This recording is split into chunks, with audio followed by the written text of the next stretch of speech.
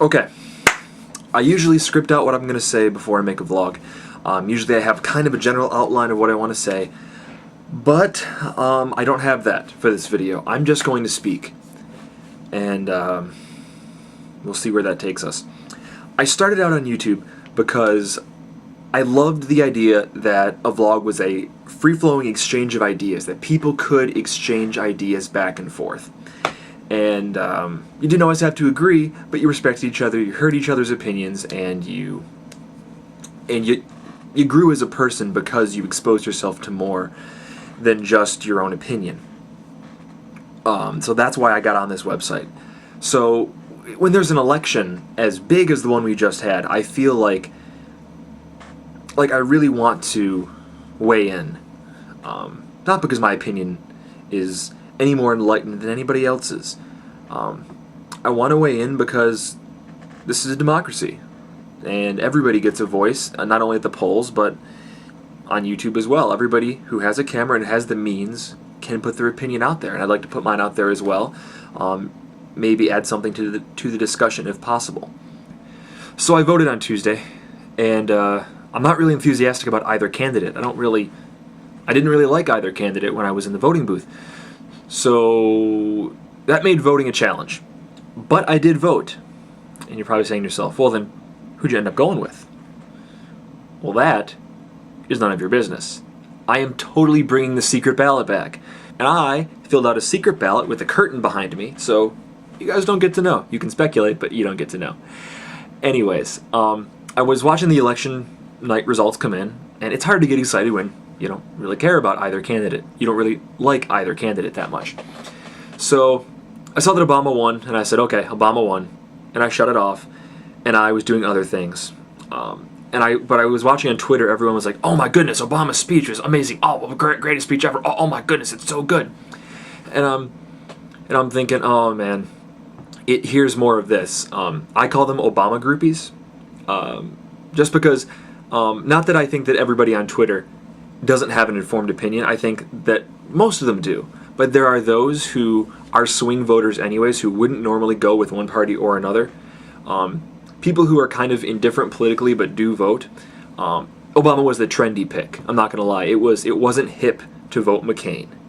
Let's not kid ourselves. Let's not beat around the bush. It wasn't hip to vote McCain. It was very trendy, and it was viewed as very progressive to vote for Obama.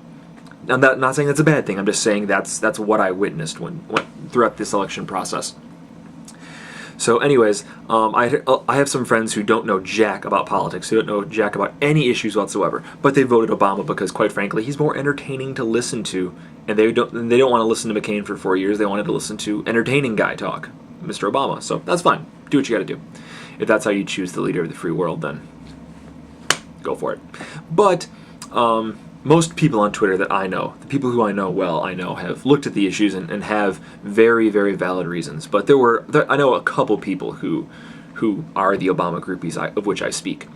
So the next day, Wednesday, I went online and I did finally watch Obama's speech. And I said, wow, that's a darn good speech. Like, it was a great speech. If he can do what he's talking about, more power to him. I'm not going to let the fact that I didn't really vote for him make me bitter or be like, I'm not going to support you ever because I didn't vote for you. Frig that. You know what, dude? If you want to do what you're talking about, by all means, go do it.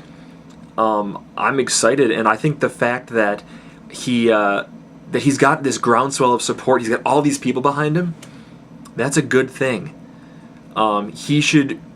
If he really wants to make all these changes he's talking about, he needs to get on the shtick and do as many as he possibly can soon while he still has all the support. Ride the momentum, man. That's the best thing you can do. If I had to give out political advice, I guess that would be it. But I would like to address real quick the supporters of both candidates, and I would just like to address them because both of them have been driving me crazy the last 48 hours since the election. First, I will address the McCain supporters. A Barack Obama presidency does not equal the apocalypse. Get over it. And I don't want to hear this, if Barack Obama gets elected, I'm moving out of the country. I heard that crap I heard it in '96 when Clinton got reelected. All the Dole supporters were like, "Oh, I'm moving out of the country if Clinton gets reelected." Well, you know what? He got reelected, and you didn't leave. And then you had a whole new crop of that kind of rhetoric springing up in 2000 and in 2004 when President Bush was elected and reelected. People are like, "I'm going to leave the country." No, you're not. That's rhetoric. That's crap. If you're going to leave the country, do it. If not, shut your mouth. And now I'm hearing that out of Republicans, and I'm sick and tired of it. Either make good or shut up. The Obama supporters, congratulations. Barack Obama won. I honestly do believe after that speech Tuesday night that he will be a good president. Maybe even a great president. We will see. It depends who he surrounds himself with, because let's not beat around the bush. The other guys had a point when they said that he doesn't have a ton of executive experience. He's good at being a legislator, but he doesn't have a ton of executive experience. So he's going to have to surround himself with a cabinet full of people who really, really can help him out. And that's not a slam. That's just a fact of life. He's going to need to surround himself with good people. Any president has to do that. That's just a smart idea. But I'd like to encourage the Obama supporters to keep your expectations realistic. I get the impression that from a lot of Obama supporters is, we have Obama as our new president. The world will now be sunshine and rainbows and candy and puppies and Care Bears. I mean, the world is still a very broken place. And Obama can do every single thing he's talking about. You know what? The world is still going to be very broken. He's just a man. He is not a messiah. I'd like to remind all of you of the humanity of Barack Obama. I'm not putting him down. I'm not saying he can't do what he's talking about. I'm just saying he's not a messiah. So just give him realistic expectations, and you won't be banging your head against a table in a year going, who is this guy and where is the charismatic visionary I elected? And finally, something I would like to say to all voters, anybody who voted in the United States election on Tuesday. Be respectful to friends, family members, acquaintances, other video makers who supported the candidate that you didn't. Please, please do not dehumanize or demonize people who might have voted for the alternate candidate. Basically what this election was is the whole country got together and said, wow, we have a ton of problems.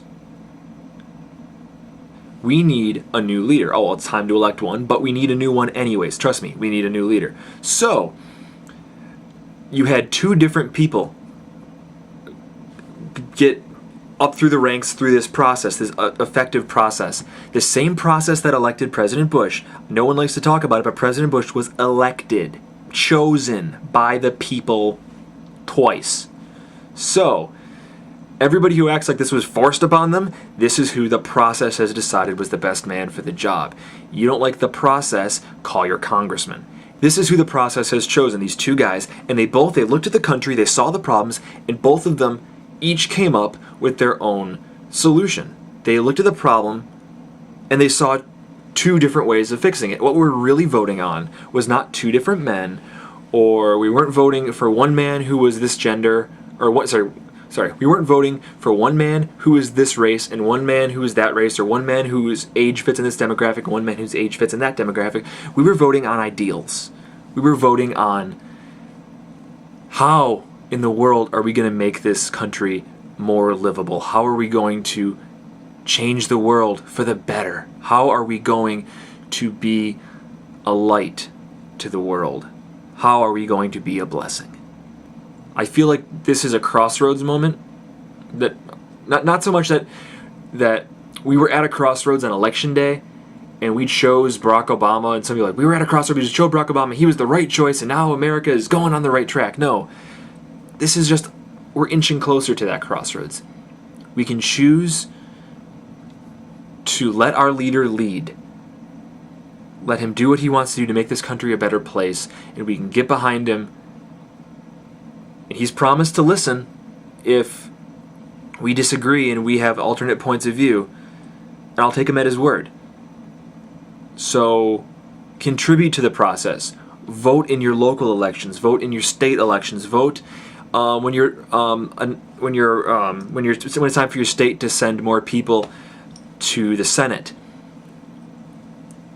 Be part of the process more than once every 4 years. Let your voice be heard. Let's try to make this place better. The crossroads we're at is not the crossroads of McCain, Obama. The crossroads we're at says, are we finally going to get our act together and move forward, or are we going to keep fighting amongst ourselves and keep it petty like it's been for so long? So, thanks guys. I'll edit this down to as short as I can. Thanks.